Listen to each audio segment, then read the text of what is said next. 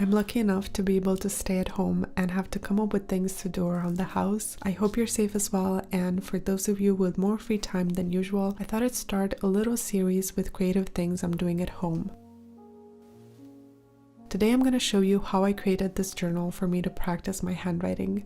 It's been one of my goals for a very long time and I've always put it off, but now that we're going through these tough times, I've been journaling a lot more. And even though journaling serves its purpose regardless of the neatness of your handwriting, since I'm stuck at home, I thought I might as well try to improve it.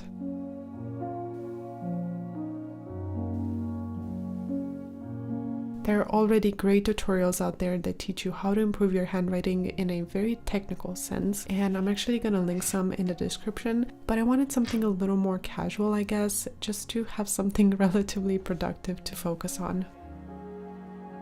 You can find pre-made practice sheets online that you can print out and use straight away. It's certainly quicker and easier and you'll get the same results, but I really wanted to make a notebook dedicated to this because it'll keep me more motivated to use it.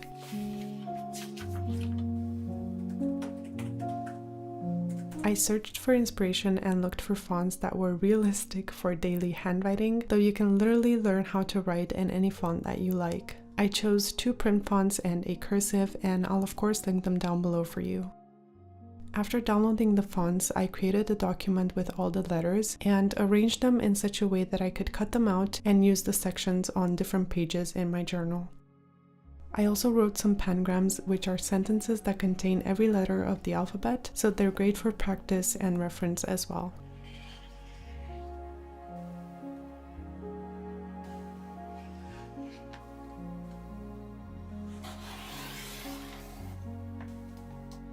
I printed everything on clear sticker paper, but you can use regular paper and just glue it down. I used the first 2 pages of the notebook as reference pages, so these have all the lowercase and uppercase letters in each of the fonts, so that whenever I need to reference the letters, I can easily find them.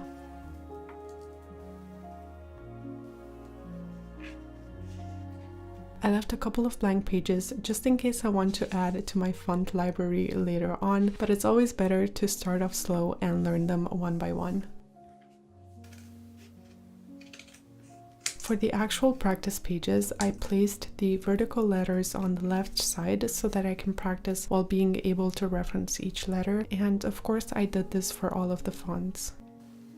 When creating the document on my computer, I just made sure that the letters were spaced out to coincide with the size of my dot grid.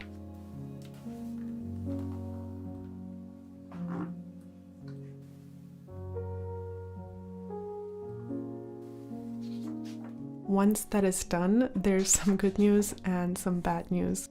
The good news is that you will improve through regular practice, but the bad news is that you will only improve through regular practice.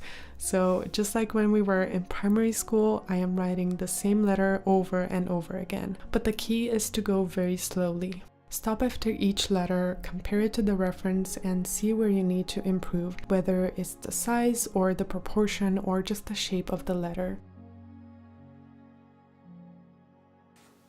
You don't necessarily have to copy it exactly, just decide on the shape you like best so that when you're writing you can stay consistent and you won't have, for example, 2 F's that look different from each other.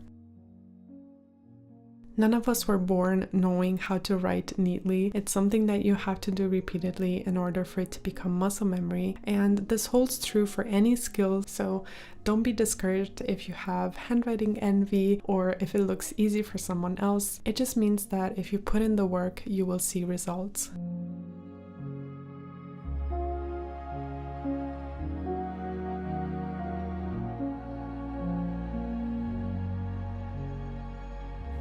After I felt like I had practiced enough and felt confident in remembering the shape of each letter, I practiced by writing some quotes, but daily journaling is also a great opportunity to practice.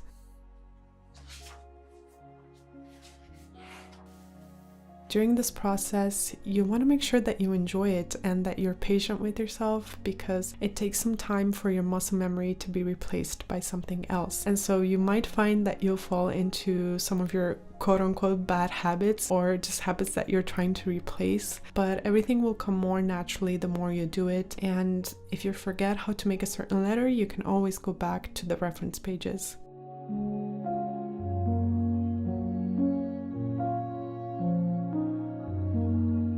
Once again, even though it's kind of hard, the key is to go slowly, especially at first. Otherwise, your brain is going to go back to your regular muscle memory and it's going to be hard to see any improvement.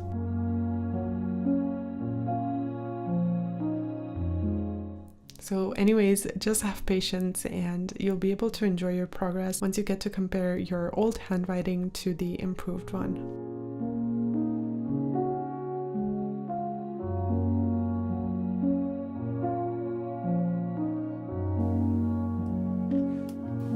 When I was in school, we were never taught how to write in print. We only learned cursive. So I have to be very intentional while learning how to write in print. And I obviously need a lot more practice to catch up to someone who's learned it as a child, at least as far as speed is concerned. And I think this goes both ways.